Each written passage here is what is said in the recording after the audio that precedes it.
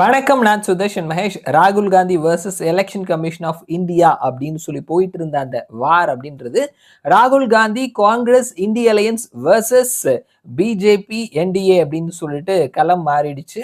So ராகுல் காந்தி என்ன மாதிரியான குற்றச்சாட்டுகள் எல்லாத்தையுமே வைத்தாரோ பிஜேபியின் மீது, பிஜேபி மறுபடியும் வந்துட்டு ராகுல் காந்தி மேல அதே குற்றச்சாட்டை அவருடைய ரேபரேலியில இருந்து வயநாட்டில் இருந்து சோனியா காந்தி அவர் வந்துட்டு 1980 அதாவது அவரு இந்திய குடியுரிமை வாங்குறதுக்கு 2-3 வருஷத்துக்கு முன்னாடியே ஓட்டு போட்டாரு அப்படின்ற மாதிரி பல விஷயங்களை வந்து எடுத்து முன்வைத்திருக்கிறாரு முன்னாள் அமைச்சர் அனுராக் தாக்கூர்.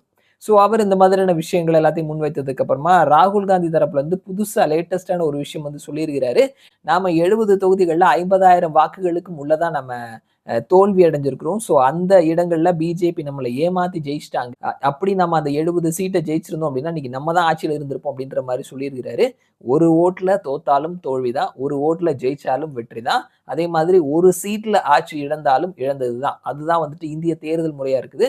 ஸோ உண்மையிலேயே வந்துட்டு காங்கிரஸ் வந்துட்டு 70 இடங்கள்ல 50,000 வாக்குகளுக்கு உள்ளதான் வந்து அவங்க தோத்துருக்கிறாங்களா? அப்படி பார்த்தோம் அப்படின்னா காங்கிரஸ் எத்தனை இடங்கள்ல 50,000 வாக்குகளுக்கு உள்ள ஜெயிச்சிருக்கிறாங்க அதையும் பார்க்கணும் இல்லையா? ஸோ அந்த ஒரு லிஸ்ட் தான் வந்துட்டு நம்ம பார்க்க போறோம். 10,000 வாக்குகள் வித்தியாசத்துல காங்கிரஸ் பிஜேபி எவ்வளோ இடங்கள்ல ஜெயிச்சிருக்கிறாங்க, 20,000 வாக்குகள் வித்தியாசத்துல ரெண்டு பேரும் எவ்வளவு ஜெயிச்சிருக்கிறாங்கன்னு சொல்லிட்டு 50,000 வரைக்கும் பார்க்க போறோம். மொத்தத்துல பிஜேபி 240 இடங்கள்லையும் காங்கிரஸ் 99 இடங்களையும் ஜெயிச்சிருக்கிறாங்க. 99 சீட்ல 6% சீட்டை காங்கிரஸ் 10,000 வாக்குகளுக்கு உள்ள ஜெயிச்சிருக்கிறாங்க. பிஜேபி 3% இடங்கள்ல 10,000 வாக்குகளுக்குள்ள ஜெயிச்சிருக்கிறாங்க. 20,000 வாக்குகள்னு பார்த்தோம்னா காங்கிரஸ் 14%, பிஜேபி 6% ஜெயிச்சிருக்கிறாங்க. அடுத்தது 30,000 வாக்குகளுக்கு உள்ளன்னு பார்த்தோம்னா காங்கிரஸ் 18%, பிஜேபி 9% ஜெயிச்சிருக்கிறாங்க. 40,000 வாக்குகள் வித்தியாசத்துல காங்கிரஸ் 21% இடங்கள்லையும் பிஜேபி 13% இடங்களையும் ஜெயிச்சிருக்கிறாங்க. 50,000 வாக்குகள் வித்தியாசத்துலன்னு பார்த்தோம்னா காங்கிரஸ் 28% இடங்கள்லையும் பிஜேபி 20% இடங்கள்லையும் ஜெயிச்சிருக்கிறாங்க. ரெண்டு பேருமே ஈக்குவலா கிட்டத்தட்ட 14 இடங்கள்ல 20,000 வாக்குகள் வித்தியாசத்துல ஜெயிச்சிருக்கிறாங்க. காங்கிரசினுடைய அந்த வெற்றி மார்ஜின் வாக்கு வித்தியாசம் அப்படின்றது பிஜேபியை விட குறைவா தான் இருக்குது அப்படின்றதான் வந்துட்டு டேட்டா சொல்லக்கூடிய உண்மையா இருக்குது.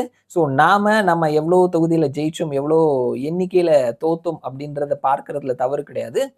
அதை நம்ம வந்துட்டு எதிராளியோட கம்பேர் பண்ணி நம்மளுடைய நிலைமை இப்படி இருக்குது அப்படின்னு சொல்றதா வந்துட்டு கரெக்டா இருக்குமே தவிர, நம்முடைய சைட்ல அந்த சின்ன குழந்தைங்க வந்துட்டு தோத்துட்டோம் அப்படின்னா நம்ம சைட்ல இருந்து மட்டும் பார்த்துட்டு ஐயோ நான் எனக்கு இது வேணும் எனக்கு அது வேணும் அப்படின்ற மாதிரி கேட்பாங்க இல்லையா? அந்த மாதிரி வந்துட்டு எனக்கு அது வேணும், எனக்கு இது வேணும், எனக்கு பிஎம் சீட் வேணும் அப்படின்ற மாதிரி மட்டும் நம்ம சைட்ல இருந்து மட்டும் சொன்னோம்னா ஆப்போசிட் சைடையும் சேர்த்து வைத்து கம்பேர் பண்ணாதான் வந்துட்டு அதனுடைய முடிவுகள் தெரியும். ஸோ அந்த வகையில ராகுல் சொன்ன விஷயங்கள் 2 ஸ்கேல் பார்த்தோம் அப்படின்னாலுமே 2 பேருமே கிட்டத்தட்ட வந்துட்டு ஈக்குவலான்னு கூட நம்ம சொல்லலாம். அந்த அளவுல தான் வந்துட்டு வாக்கு வித்தியாசம் குறைவான வாக்குகள்ல ஜெயிச்சிருக்கிறாங்க.